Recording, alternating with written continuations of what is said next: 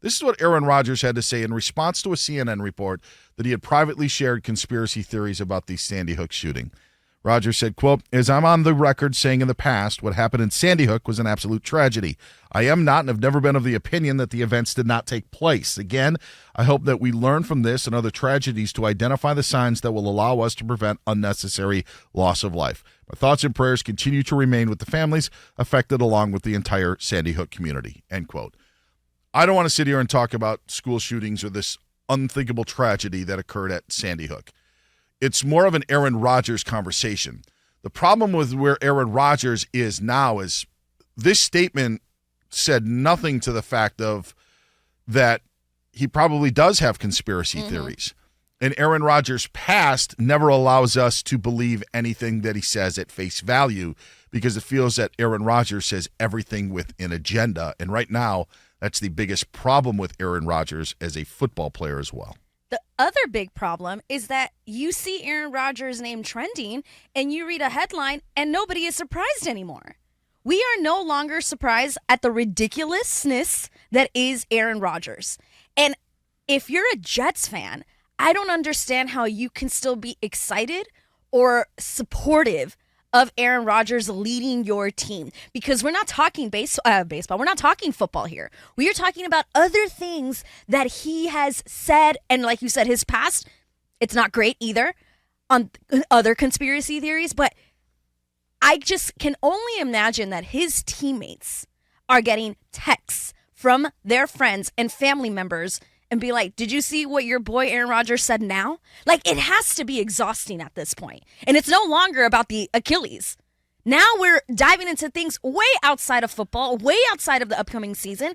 You have to be frustrated. You have to be annoyed. I'm not a Jets fan and I'm annoyed and frustrated. How is this what we're talking about? Like, really? Really, Aaron? Really? Out of all the conspiracy theories, Aaron Rodgers? Look at how quickly it turned from a goodwill story with the Jets to this, where we both are on the same page that I don't think Jets fans are excited at all. I don't know how you can I don't understand on just how, I don't understand how this could so quickly turn on Aaron Rodgers. And I've been critical of Rodgers. He was beloved in Green Bay. We go back to a couple of seasons where, again, Packers fans wanted him to stay. They wanted Brian Gutekunst, the GM, to leave town. They wanted Rodgers. Rodgers wins back-to-back MVPs. And he was the talk of the state for a decade and a half, off of the heels of taking over for another guy who was the talk of the state. Face of the NFL, I think you could say, as well, with Aaron Rodgers. And to see this turn of the last 48 months and what this apology is, and I don't want to give too much credence to it. It's just, I don't know how you're, again, if you're a Jets fan or you're a football fan, how you can believe in anything that Aaron Rodgers says. And I don't know how this could be good for your football team, and how this has just gone so sour is just so appalling to me.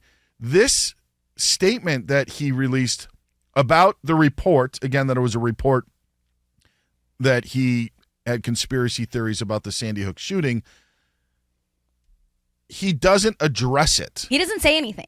And he talks about the loss of life and doesn't say anything about conspiracy theories or the way of thinking. And this is the part where that makes it so difficult, I feel, on us, which is why I'm done with it, is you're trying to figure out, where does he got it? Where is he hooking us like the immunized thing? Where is he getting us that we can't see, or trying to read between the lines? And that's what makes Aaron Rodgers so exhausting right now, and has taken all that goodwill that he had built up over his entire career and just completely flushed it down the drain. He was the MVP in 2021? Is that right? Yeah. And it's so 3 years ago, he was the face of the NFL. He was still beloved. And here we are talking about a guy who thinks he's smarter than everyone else. That's another annoying part. Everything is calculated, but he thinks he's smarter than everybody, than anyone he's talking to, than the media, than us. And this was not an apology. This was nothing. You didn't say anything. A calculated response on a very awful situation. Like, Aaron Rodgers, how out of touch with reality are you? like you're not just cuckoo. You are like cuckoo for Cocoa Puffs at this point, my guy. Do you believe that they are going to be a good football team next year? I really don't. I don't see how this does not bleed into the locker room. That's the other part of all of this. Yeah. And that's the part where I want to land all this, because I don't want to give any credence to conspiracy theories or what he's thinking. It's more of the fact of there was so much promise and so much excitement, and Rodgers was doing all of the right things, including teammates, doing so many different things, involving them to try to build this culture. Now, because of the cachet, he was allowed to bring in players that he played with in Green Bay that he was familiar with, Alan Lazard, Randall Cobb. Heck, Dalvin Cook signed with him, even though he didn't play with them. But, hey, Aaron Rodgers is there. There are all these people that are being brought in. Then those things don't work out. Obviously, he suffers the Achilles injury, but there's always the Aaron Rodgers theme throughout the season of him coming back. I think the Jets fans are tired of it right now, and the Jets have a football team. When you have Joe Douglas and Robert Saleh fighting for their jobs, I just don't know how this helps the Jets as a football team either. To all of a sudden find out that your quarterback is, maybe considering a run to be on a vice presidential ticket, which, by the way, Monty, if he was on a ticket that actually had a chance of winning, and you were to say, do you want to be vice president or do you want to be quarterback of the Jets? He would say both. He would say, I can do both. Watch me. The one is such a far-fetched idea, but yet he's entertaining it, tells me the commitment that he has with the New York Jets. And that's the point that we get to all of this, is it's another day, it's another distraction. We're not talking about the Jets as a football team. We're not talking about them in free agency. The only conversation that we're having is what Aaron Rodgers is saying that has nothing to do with their upcoming season. Yeah, it really seems like he doesn't ultimately care about the Jets, because the minute that we start having practices again and there's media at the facilities, the first question that is going to go to Sauce Gardner, Yeah. right? The first question that's going to go to him is going to be like, so what did you make of the comments that your quarterback said back in March? Like, it's going to come back. And it's like, you are putting your teammates in a really awkward and terrible position, and we should not be talking about this. We should be talking about other things. And I just don't, again, how out of touch with reality are you in what you are doing to the Jets?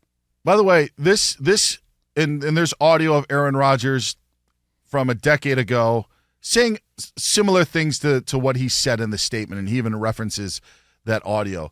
The point is this, and this is the most important point when we're talking about football, because I just, again, don't want to give credence to the outside stuff. None of this comes up if he isn't having conversations about joining a presidential ticket. Yeah. None of this. This didn't come out of nowhere. Correct. That's the reason that it came out in a report this week, because he was being considered. He was in a group. You ever be around a group of friends and kind of figure out your place in the group? Ryan Bershinger, our executive producer. I don't know if you can follow up Chris Perfett. When you're in a group, you're like, okay, this is the role that I'm going to play. Mm-hmm. Maybe I'm the funny one. Maybe I'm just the quiet one. Maybe I'm the one to aid the conversation along. Little like Curb Your Enthusiasm, being the middle chair and how important that is and what role you have to play. Aaron Rodgers, do you know what I'm talking about, Burst? You're like in a group setting, what role you have to play? Oh, yeah, absolutely. I would always be the glue guy. He's the glue guy. You're the glue guy. Yeah. I would think Monty's kind of the star of the show, with her personality. I'm the ringleader. That's what Sean calls me. Yeah, that's perfect. In the group that Aaron Rodgers is put in, Jesse the Body Ventura is more qualified. like he's the better option. At least he has political experience with all of this. Like that's how crazy this is.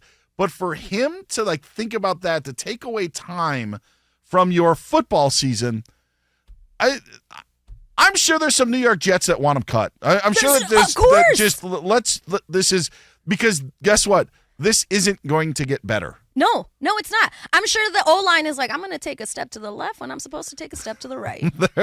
In the fourth snap of the game. Last year it didn't matter with that offensive line. Right. Yeah. But at this point, it's like, and you're still recovering from an injury. Like, here you are acting like you just came off a good season and that you're just going to roll back into it. No, you have not played football in a whole year. Maybe you should be focusing on that. But instead, we're talking about you possibly being a vice president, a candidate. What are we doing here, guys? What are we doing? I think Aaron Rodgers feels that he's the victim right now in this, in where this statement has come out. And again, this doesn't come out if all these other steps don't end up happening prior. That's what it is. Sure. Yes, there's a history here, and you just keep adding to it. But it's like you, Aaron Rodgers, keep adding to it. Not you, Dan. You, Aaron Rodgers. Like, what? I don't see how we go back at this point. How he goes back. I don't either. And I don't think he wants to also. I think he'll That's double a very down, good triple point. down. I just don't know how we go back. That's a very, very good point. Can you imagine just if he did become vice president, how long would it take before he employs a House of Cards style takeover to get rid of JFK Jr. Immediately. and become RFK, yeah. RFK, Yes. excuse me, RFK Jr. and take over the presidency? Immediately. He would bring in Alan Lazard to be Secretary of Defense. Randall Cobb would be the Secretary of State.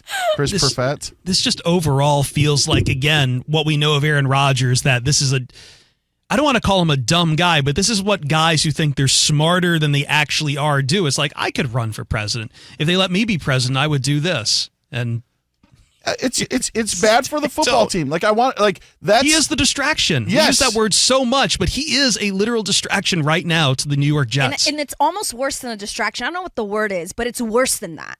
Embarrassment.